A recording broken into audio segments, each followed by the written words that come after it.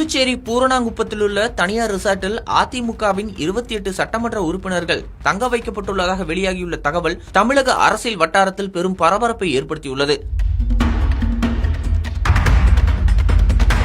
தாவேகாவிற்கு ஆதரவு அளிக்க வேண்டும் என முன்னாள் அமைச்சர் சி.வி. சண்முகம் தரப்பில் வலியுறுத்தப்பட்டு வருவதாக கூறப்படுவதால் அவரது ஆதரவு எம்எல்ஏக்கள் பாதுகாப்பு காரணங்களுக்காக ரிசார்ட்டில் தங்க வைக்கப்பட்டுள்ளதாக தகவல்கள் வெளியாகியுள்ளன.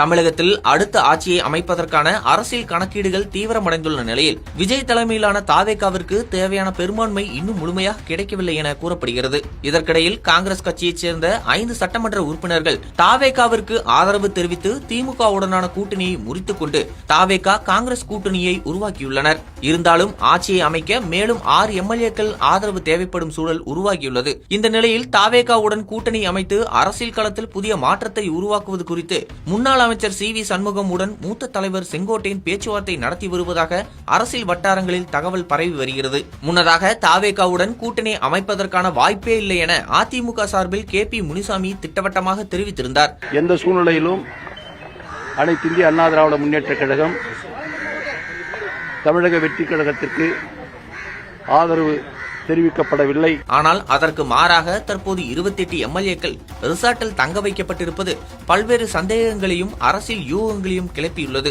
மேலும் செங்கோட்டையின் மூலமாக சி.வி. சண்முகமுடன் தொடர்ந்து பேச்சுவார்த்தை நடைபெற்று வருவதாகவும் கூறப்படுகிறது. அந்த பேச்சுவார்த்தையில் தாவேகா ஆட்சி அமைந்தால் துணை முதல்வர் பதவி மற்றும் முக்கிய அமைச்சரவை பொறுப்புகள் வழங்கப்படும் என உறுதி அளிக்கப்பட்டுள்ளதாக அரசியல் தகவல்கள் தெரிவிக்கின்றன.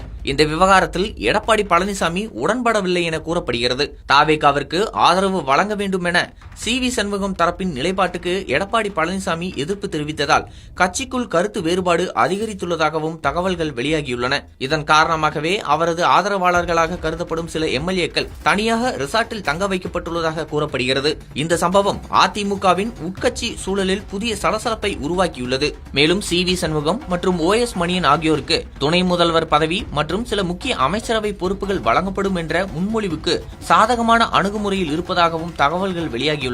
இதனால் அதிமுகவில் அடுத்த கட்ட அரசியல் நகர்வுகள் வேகம் எடுக்கலாம் என்ற எதிர்பார்ப்பு உருவாகியுள்ளது. இதற்கிடையில் புதுச்சேரி ரிசார்ட்டில் எம்எல்ஏக்கள் தங்க வைக்கப்பட்டுள்ள சம்பவம் சமூக வலைதளங்களிலும் செய்தி ஊடகங்களிலும் தீவிரமாக பேசப்பட்டு வருகிறது. தமிழக அரசியலில் மிகப்பெரிய கூட்டணி மாற்றம் உருவாகுகிறதா, தாவேகா ஆட்சிக்கான கணக்கு போடப்பட்டு விட்டதா என்ற கேள்விகள் பொதுமக்கள் மத்தியிலும் எழுந்துள்ளன. இந்த நிலையில் தமிழக அரசியலில் அடுத்த சில நாட்களில் மிகப்பெரிய திருப்பங்கள் ஏற்படக்கூடும் என அரசியல் விமர்சகர்கள் கருத்து தெரிவித்து வருகின்றனர். தாவேகா, அதிமுக மற்றும் காங்கிரஸ் ஆதரவு குறித்து வெளியாகும் தகவல்கள் அரசியல் சூழ்நிலையை மேலும் பரபரப்பாகியுள்ள நிலையில் அடுத்த கட்ட முடிவுகள் எப்படி இருக்கும் என்பது குறித்து மாநிலம் முழுவதும் தீவிர எதிர்பார்ப்பு நிலவுகிறது.